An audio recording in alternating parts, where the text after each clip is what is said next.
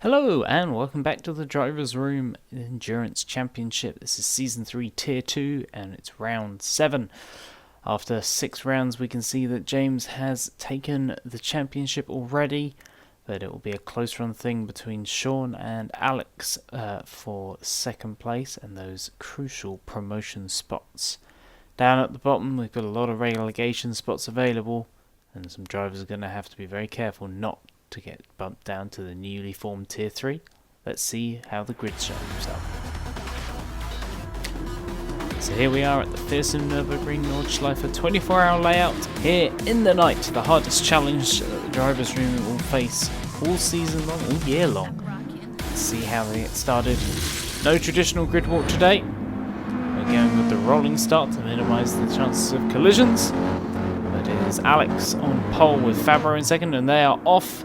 Lights ablaze as they head down into turn 1 for the first time. So it's Alex from Fabro, JC, Jules, Jason with a fantastic 5th place on the grid, and then Tier 2 champion Venture Racing having a look down the inside there of Jason.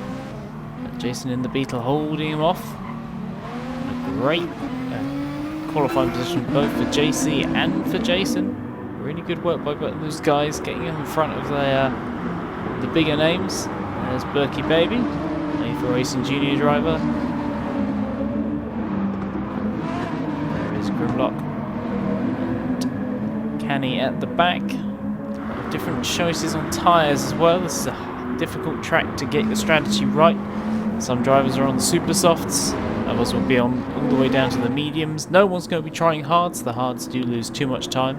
But the mediums are a fairly consistent, if not fast tyre, and it will allow people to try things like a one-stop strategy, as we see JC with Jules all over his rear. Both of these guys, well, actually second, third and fourth, all using the Mercedes AMG GT. Very stable platform, gets great starts off the line normally, but that's not in play as we see Jules blasts down the inside. A great run out of that corner, fantastic punch, picked up the power nicely. JC ran wide as we see Jason now all over the back end in the Mistral Motorsport car. So we're on board now with Adventure Racing. James, as he'll also be called throughout this, in the Nissan. As we head down into the Nordschleife at night for the first time. So let's see, a couple of cars have moved up here. It's now Berkey at the rear of the pack. He must have had a problem. Let's see what's happened there. We take a look back now. we go as we run through the fast version of the chicane for the first time. A much better version of that corner. Oh, he just sends it a little bit too deep. Picks up the wall there. He's got to recover. An early setback. Berkey will be able to come along. Find some speed.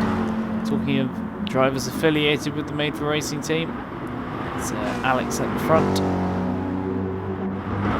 Yeah. Oh, Jules has run wide as they were going through Hasselback for the first time. No, sorry, Hatzenbach, not Hasselback. Let's be honest, it's not a potato. As we head down towards the Flugplatz for the first time. And there's Adventure Racing. Only made up the one position so far. As we make our way over the crest of Flugplatz into this difficult right-hander. Can be almost flat on heavy fuel tanks. You have to be brave to do it. Alex exploiting the clean air to pull a little bit further away from Fabro as we go into the fearsome Arenberg. And we head down the valley for the first time. One of the most dangerous sections of the track coming up here. Plunging down the hill, and then the cars bottom out as you hit the left-hander. And it's who dares break the latest and cut the most of the curb. As we see at the front, it looks like Fabro's had a better run through that section. Closed back up with Alex. These two at the moment seem to be the class of the field. Alex, total commitment into the double left-hander. You've got to get onto the brakes a little bit earlier than you think through there. You think you can carry more speed through the second section, but you actually really can't. And looks like Adventure Racing has got past Jason. So we didn't quite see that. Looked like Jason may have had a mistake at...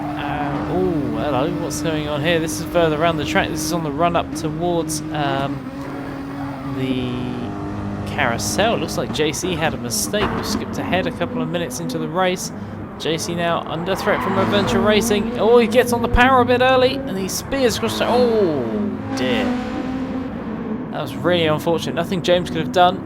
The track is very narrow. And as JC speared back across, he got caught out. Oh, Jason pops out of the carousel there. That wouldn't be good for his lap time. Gives away track position. Well, it doesn't give away track position. It gives away his opportunity of maybe having a better run at JC. So we're on board with Grimlock, the voice of the driver's room. Very always popular driver. There's Canny with Berkey a little bit further back. So as we're just about finishing off lap 1 now, we can see Alex has got a fairly comfortable lead over Fabro. James has made a great first lap, got all the way up to third, and is now in a really good chance of getting into the conversation for at least the second position if he can't close down Alex, who's looking like the class of the field at the moment. So on board with Jules, who's back ahead of JC after JC's spin just before the carousel as we head through the final 2 corners. Jules is one of those drivers, always has got a good result in him, he's just going to make sure he actually puts it together. Be very fast on his day. Just unfortunately he has these moments of kind of bad stuff happens. It costs him good points. He's always a quick driver. Always puts in a good show here at the Nürburgring. Berkey's now made his way back up to 9th.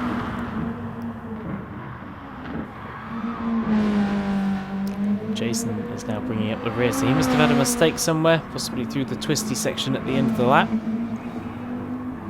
Fabro's staying pretty close to the back of Alex. A bit of a bigger gap further back to James as we're now on board with the tail end of the field. Berkey trying to recover after that first lap incident. Oh, Canny gets that all wrong. And Berkey just comes sailing past on the right line through that corner. Maybe Canny was a little bit distracted. Much more aggressive line through there. Take a lot of speed. Berkey taking the safe line through that corner though, not trying to come back across the curb. It's a really late apex of the corner, just runs it through there. It's only a short run. So we finally get to talk about Rocker, who's driving well in that Aston Martin. Another driver who can be very consistent, even if he's never the fastest. He always has got a good strategy. He's a wily campaigner. James lifting off through the Pluxtheduck. Alex absolutely flying at the moment. Really trying to stretch that field out. Give himself as much advantage as possible. 2 minutes 49 under the Arenberg split, which is always a good sign of a good lap. Anything below 250. Same with James there, just around that section.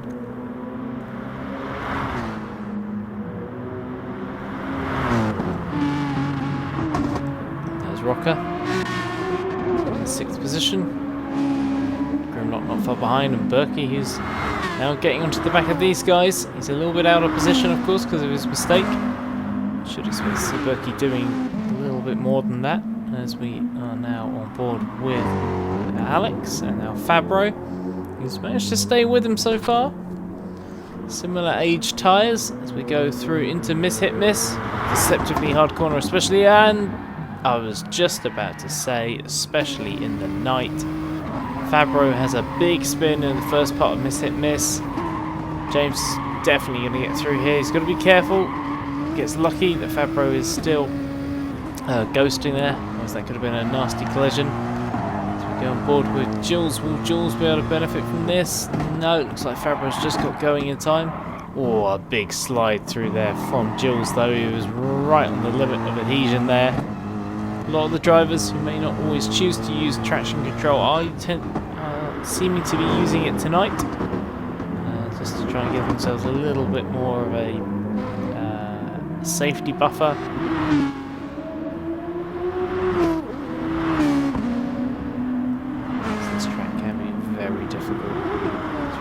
Berkey sticking right on the tail of Grimlock's and Nissen.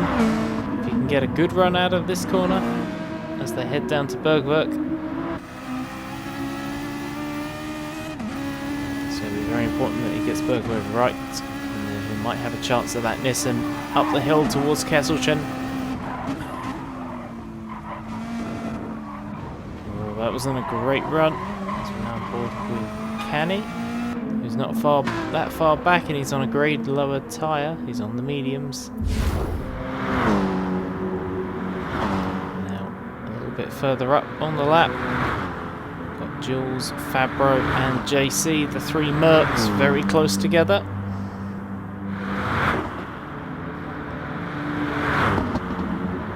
Through here. Oh, Jules catches the wall. Well, I guess it's the grass, and he's having a right old spinner time there. I think that was 3 spins, 3 sets of lights we saw there. That's a real shame. That's going to do nothing for his tyre life, and he's lost a lot of time. Will Rocker be able to close up on him? Rocker on the medium tyres. Berkey not far behind, still couldn't quite get that run out of Kesselchen as we head now on our way towards the carousel. Berkey all over the back of that GTR, and this is the section of the track the GTR suffers with the most. It's a bit of a lumbering brick, great down the straights, good in slow corners, though it can sometimes have issues with turbo. Getting the power down can be a little bit difficult in it. The same can be said for the FT1, has a similar issue.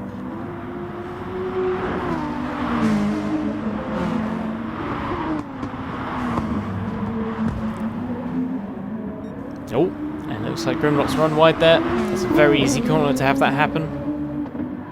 And actually, Canny's managed to close up quite a bit through this section. Just one where Grimlock has been slowing them up. As who's that running wide? That is JC running wide. So that's going to drop him more time on Fabro. It's so easy to make mistakes here. As we're now at the end of lap 2. Alex is going to be pitting from the lead. He's got a big gap. He should be able to come back out and maintain the lead. As we now have James. Yep, Alex is back out. James is staying out for another lap on those super soft tyres, so he's trying to get a third lap out of them. Not an easy task. But James has proved to be exceptional all season, really showing his ability, his tactical nous. He has a big following who help him with the strategy. And he's driven excellently all season and will definitely be a Tier 1 championship contender from the moment he gets there. Ooh! Fabro clips the white line there. This is a rule that's been brought in for this race especially, is you can't touch the white lines on the exit of the pit lane, or you'll get hit by the 5-second penalty. And that looked to me like maybe Fabro was across the marker as Jules absolutely sends it into turn 1 there. Really sure what he was trying to accomplish there. But that has given Canny a look at him. Canny on the older medium tyres though. He kind of needed that chance to get past, otherwise he wasn't going to make anything happen. So after the first pit stops for some of our drivers, we're now on board with Berkey in 6th position, one of the drivers who has yet to pit on the soft tyres, one of the only drivers on the softs. As Berkey, oh no! Another spin for Berkey just as he was recovering after his early issue, and now he's got another problem. Real shame, not had a chance to really show his pace yet.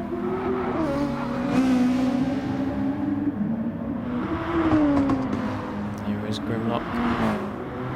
The driver has made an error. It's so easy to do here. The road is very narrow. It's very dark. You've just got to trust your headlights. And Berkey again, another spin, damage this time. Luckily for him, it's only light damage here. That's another 20 seconds lost. Easily here. And making time back up here is almost impossible. Rocker now makes a mistake on those medium tyres, clips the wall, and that's going to be Jules back past on the fresh tyres. Jules, who looked like he had the worst tyre life of anybody, but it also looked like he might have been on a pad. So we're on board now with Rocker, who's made those medium tyres last a treat, as has Canny. They've both made it to lap 3. And really executing really good races here, the pair of them. Lap 3. Rocker's burnt a lot more fuel than Canny, so maybe they're going for different strategies here, but that has to be a lot thirstier than the Tenza. I have to see how much fuel they both put in.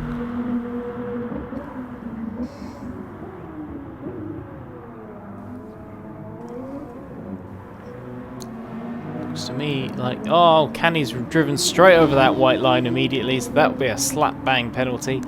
Different strategies now. Rocker onto the supers. Canny staying with the mediums as we jump back up the order. Now it's Fabro who's pitted, gone for mediums. James has again gone with the supers, as has Alex. Alex, who looks to me be doing a 3-stop, whilst those around him might be doing a 2. Is going to have to push now if he wants to try and force Alex into a mistake by closing the gap down. He lost a lot of time because of that poor grid position, but so far he's driven a fairly clean race. So now watching Grimlock, who's stayed out for a 4th lap on that first set of tyres. That's a very bold move. Now track position here at the Nürburgring is king, but you lose so much time from having bad tyres that sometimes you cannot hold on to that track position, especially with the dotting and straight at the end.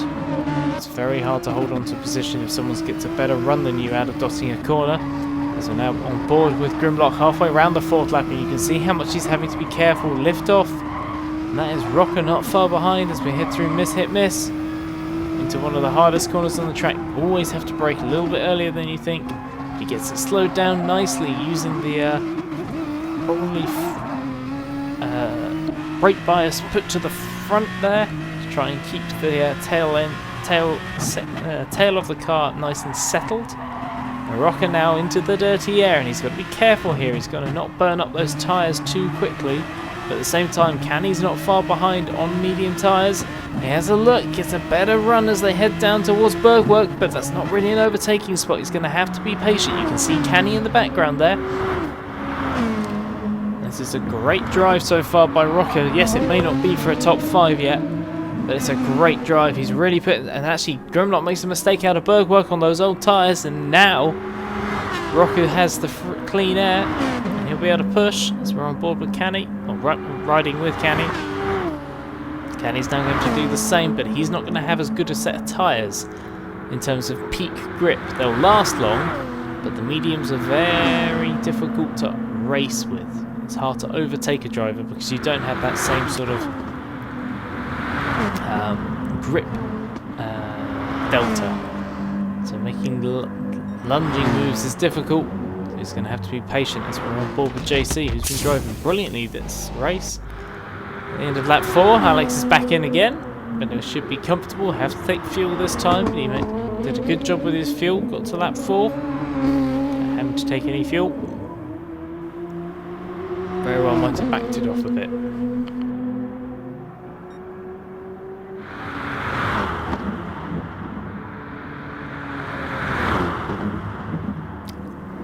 As we now take a look at place 3 and 4. Fabro and JC. JC having closed up a little bit on Fabro. Great drive by him so far. There's Halder in the 8th position, ahead of Berkey, of course, who's had his numerous issues, and Grimlock, who is on those, is just pitted off of those very old tyres. So if we take a look at the gaps now, you can see it's around 12 seconds between our leader Alex and Adventure Racing, and another 15 seconds or so back. 30 seconds, sorry, back to Fabro. JC not far behind. He'll be trying to push Fabro, see if he can snag himself his first Tier 2 podium for a while. I think he's had 1 or 2 before. As we're now seeing Rocker pitting. And Canny going past, of course. Canny on the medium tyres. Rocker having to go with the faster but more fragile supers to try and make that strategy work. Let's see how the fuel works out. Canny is going to come out ahead, or at least overtake. Rocker now comes out. So the gap's going to be around 4 to 5 seconds. He should be able to make that time back up as we go on board with Berkey's pit crew. Maker Racing Junior boys. Smooth stop so far. So back on board with Alex. Oh, a little mistake there in the camera. We're actually trying to go to Jason. The director forgot what button to push. And Jason furiously trying to hold on to that position into T1. In the end, he backs out of it. Our ball was with the fantastic sounding VW Beetle. Looks even better as well with that lighting ring on the front. Those lights built into the wheel arches look brilliant.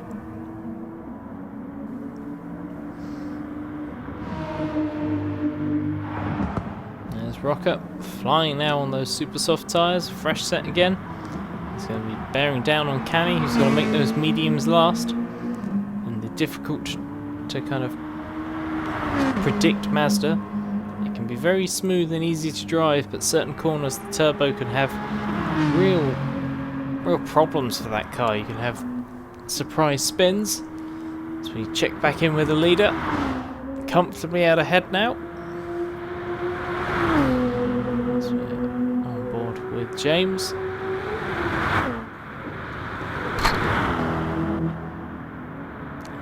JC and Fabro's not far ahead. Let's see what happened there with the gap. Oh, Fabro runs wide. And that's a terrible little error. He was on those medium tyres. Was actually looking pretty good. Started to pull away from JC. And he gets back on the... Oh, and again on the power hard. This time he's got damage. Of course, it's light damage. That will fade. That's going to bring JC right back into a chance of getting onto the podium here, because that gap's going to come down and he's on better quality tyres. There's James now on his outlap. And oh, he's just run that wide. Gets away with it. Brakes very late. Saved by the outside curb there. couple of little mistakes. Just creeping in now for our Tier 2 champion. And it's very easy to do. After 6 wins in a row, he was kind of probably hoping to keep the streak alive, and unfortunately a poor qualifying really gave Alex a big gap. As they're now on board with just seeing the battle there between Jason and Grimlock. Jason, who's shown a really good pace, put it on in 5th position in qualifying. He's done a really good job. Just made a couple of errors as he's having a look now into Arenberg. As we head back down the valley through the trees. Berkey's still in the background, and he'll be hoping that maybe Grimlock's desire to do a one-stop strategy is going to slow Jason down, and maybe he can jump a couple of positions here after his early issues. Jason being very cool, calm and collected, just staying behind, not forcing the issue, harrying him and making Grimlock have to possibly overdrive a bit, but he himself not making any mistakes. Not trying to send one where you really can't. Oh, Grimlock right on the limit of grip there. Clip that inside curb, and we've seen even some of our most experienced drivers hit the curb there and really ruin a race. Back-to-back races last year, Pluxtheduck managed that. He did that in the Gr3 Porsche race. And he had a comfortable lead, and he did it again. Oh, talking about uncomfortable moments. There is Grimlock letting Jason through. A little clip of the barrier, miss. And now Berkey will be trying to close him back down. As we take a look at 3rd place Fabro, who again, that gap has come down, and now he's made a mistake at the carousel, and you can lose about a second just by running around the outside there like that. Just popping out the carousel costs you so much time, and JC's now going to have Fabro in his sights. He's got better quality tyres. They're probably a little bit more worn. Actually, probably not, because Fabro did come in and change those tyres quite early on. So JC's really going to have the bit between his teeth. Line him up. Both going to probably be pitting at the end of this lap. So if you can line him up for the dotting a hoe, then that would be a brilliant turn of events for JC, who's really driven himself back into 3rd place. Remember, this is the guy who made a mistake on lap 1 with that little half spin. With Fabro, who was P2 on the start. He's done this numerous times, looked really fast, and then made small errors.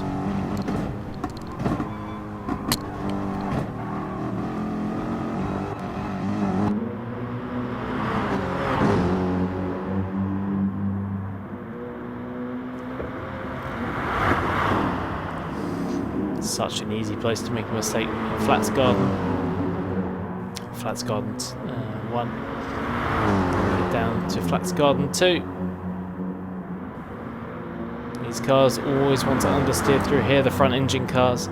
You can run out onto that piece of grass so easily. Either pick up a nasty penalty or have a little spin on old tyres. This is another corner where it's easy to make a mistake and run wide. As we see Berkey make another mistake. He was right up behind Grimlock at the time, so that's a real shame. As we see Alex pit now for what is likely to be his final pit stop. Take one last gulp of fuel. But he's got a big gap as we jump back to this battle for P3.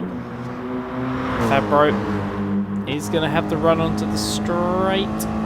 But here comes JC. Same car, same machinery. Big old slipstream, and a long straight with a hill in it. Usually gives the car behind a big advantage. How early onto the straight can he make it work though? Surprisingly early. If he's lucky, Fabro hasn't jumped back in the slipstream. He's not going to try and fight it himself. Actually, yeah, he lifts out with the power very early. Very smart move by Fabro. Another driver who is kind of in the hunt for promotion into Tier 1. He's always very quick, he's been there before. And unfortunately wasn't able to mount a full campaign and dropped into Tier 2.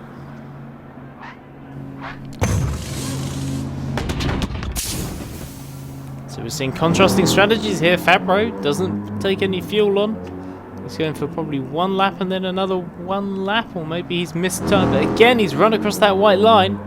That's going to be around 10 seconds of penalty now. So JC's actually really in this. Fabro is the quicker car, and it will have a lighter fuel load and super soft tyres.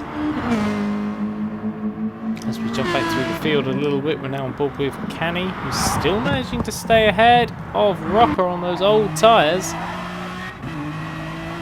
So this is a great drive. We've only got 4 minutes left of this race. So these guys, this may be their final lap. So Canny, if he can make this work, then he's pulled off a masterstroke of a one-stop strategy. And Rocker will probably be kicking himself after he had held that 6th position for a long time and been really consistent. But Canny makes a mistake on the run up to Kesselchen out of Bergwerk, and I think this is going to be curtains for Canny. Rocker blast past in that Aston Martin. A really good drive. Really good drive, and a difficult car to use when you're on higher fuel loads. Once the fuel comes off, it does become an absolutely different animal. Super fast, brilliant top speed, and really good punch out the corners as well.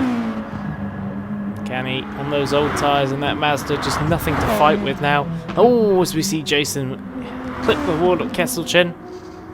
So easy to do with Grimlock. Just holding on ahead of Berkey, who had that spin. Now on board with Alex, just finishing up his penultimate lap. He will get onto that final 8th lap fairly comfortably. JC a little bit further behind, of course, because he took fuel. He won't need to do another stop. We will see Fabro back in. I think he's underfueled the car slightly.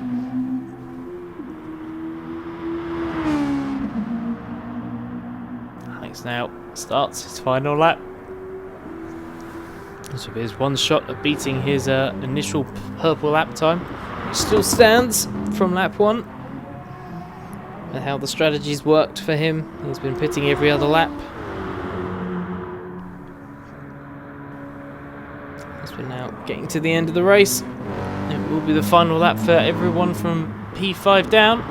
So Jules will take himself a handy P5, a good drive, made a couple of early mistakes, but really kept his head in it. Had good pace. Takes that P5. It'll be Rocker in 6th.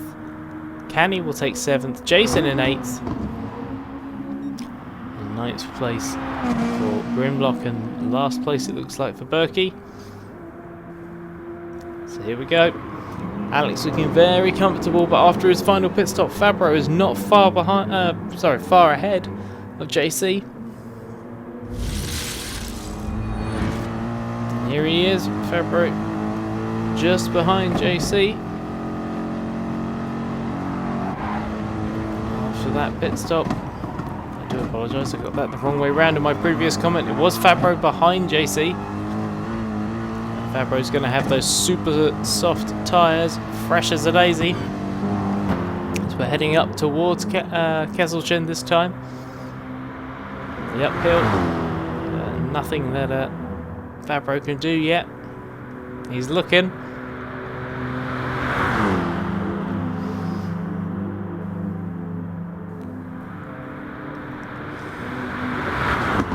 Oh, using all the road. There's JC there, giving it everything, and they're actually running side by side now. Don't do it, boys. You can't lose 4th. But it's still very risky as they're now going side by side. There's a 1-car line on the way up to... Oh, a little bit of a squeeze there from JC and a flash of the lights from Fabro. JC actually backs off a little bit and is running round the outside of the carousel. Not really sure what's going on there. Fabro's got it all to do. He needs a mistake out of JC, really, because we know as the audience that he's going to have a couple of 5-second penalties after a couple of cuts. of the track, well, of the white line. Alex looking on for that purple lap now, maybe something in around the 8:15 mark.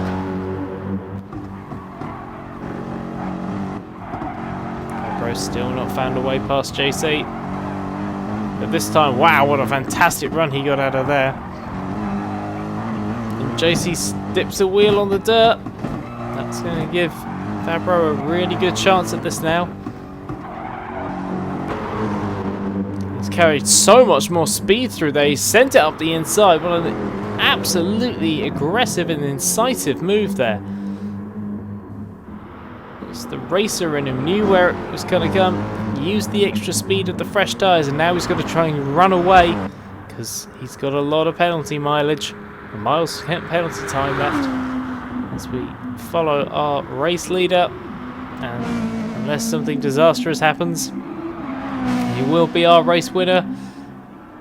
Someone finally snaps Jones' streak. What a great win by Alex. Sets a purple lap time. It's a long way back to James. Had that mistake. Didn't have a great qualifying. Never really had a chance of really challenging Alex in the FT1. Fabro still holding on to P3. JC a little bit wide out of the mini carousel. It happens as they head towards Stottinger corner. And he currently will probably be kicking himself, thinking he's not going to be on that podium.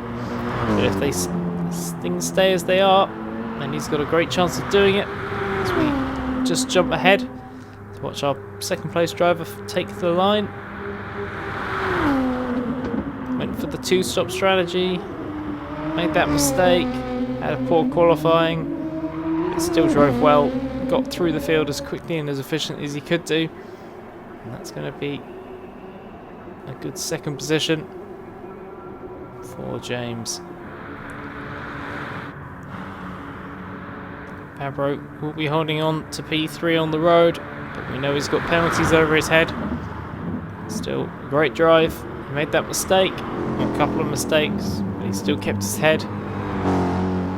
Really showed how good he can be. But driver of the day and the guy who will actually take third position is JC. Fantastic drive from him, really showing what he can do. So, well, you can see Alex takes pole, fastest lap and the win, led every lap, so that's a grand slam for him. James has a good recovery to second place with that small error halfway through the race. JC is promoted into third position, a fantastic drive, and like I say, probably one of his first or second tier 2 podium appearances, so great job by him, really helps his season out. And what that means for the championship is Alex jumps ahead of Sean, who couldn't make this race, and for now has the promotion spot. However, we'll see how they go in the final round. Everything to play for with drop results coming into effect. Further down the field, we've got JC makes a big launch up the table, not quite into position for a tier 1 spot, but leaps ahead of Berkey, and Fabro gets himself a bit more into the conversation. Thank you very much for watching, and catch us again for round 8 at the Red Bull Ring.